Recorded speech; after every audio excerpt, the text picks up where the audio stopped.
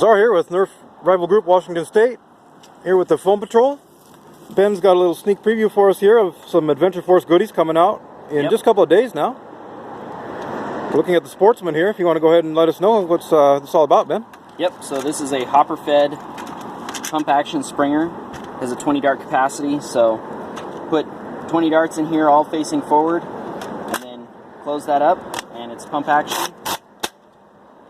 And because it's hopper-fed, you don't need any magazines. There's no cylinder to load or anything like that, so it's really quick to load. And it's got this carry handle here, and yeah, not much else to it. It's got the top-off door, right? For the hopper, yeah. It's got a little door over here that you can open, and you can stick one dart at a time through here if you want to just single load them. This is a scavenger's delight. You don't need batteries. Yep. Have you seen the internals of it yet? I haven't opened it up yet. Nice. I'm still kind of evaluating them in stock form, and then I'll open them up and see what else I can do with them. Sweet. Looks like you got a Villainator in here too, on the Spectrum. Yep, so this is the Villainator. This one has, it actually really reminds me a lot of the X-Shot Turbo Advance, but a big difference is that you don't have to switch with a switch between the inner and outer rings here. It just automatically alternates between them as you pump it. Looks like a Smart AR.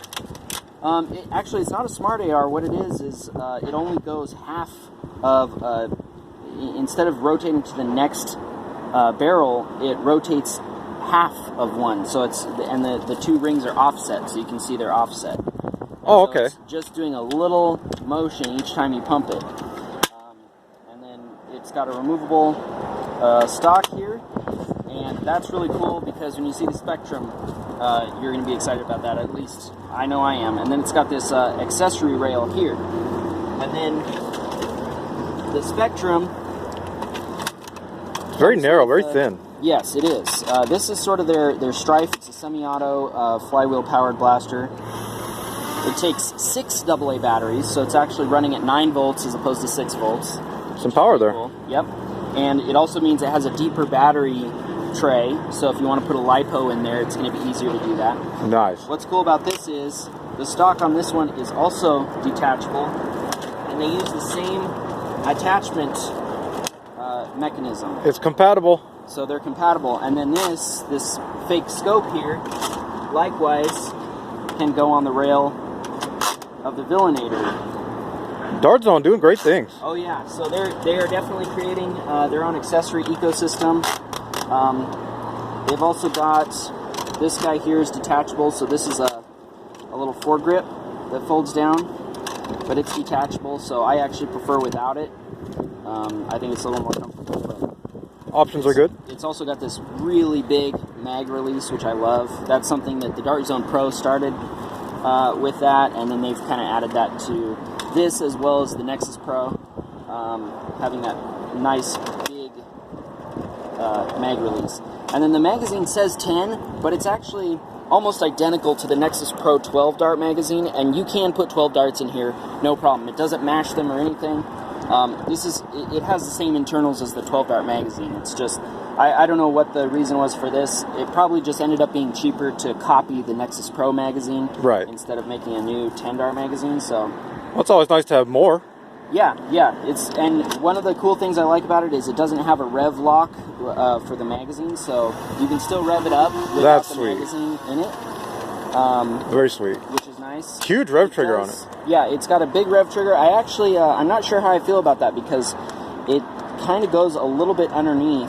Kind of harder to feather. Yeah, so you kind of have to. It's not the most comfortable in the world, but I do like that it's big and not small. Right. The Strife rev trigger is tiny, and then the jam door here, that does disable the rev trigger. So. Well, it's a safety feature, I'm sure. Yep. But of course, we can always mod that out. And then this is kind of cool. There's vents here for the motors, and there is already a flywheel cage that is up on Thingiverse for this. Already? Oh yeah, they already figured out the geometry and everything because it matches the cage from a couple other blasters. I think the Command Fire is one of them. It matches the cage geometry from the Command Fire, so you can just put that cage in here, new motors, new flywheels, whatever you want to do. Dart Zone aftermarket, it's just getting better in this Oh, ecosystem. Yeah. Oh, it definitely is. They've really been stepping things up and coming out with some cool products, cool accessories. I can't wait to see what else they come out with. All right, well, thank you so much for this preview and for content on the channel, Foamcast Radio. Any final plugs you want to get out there?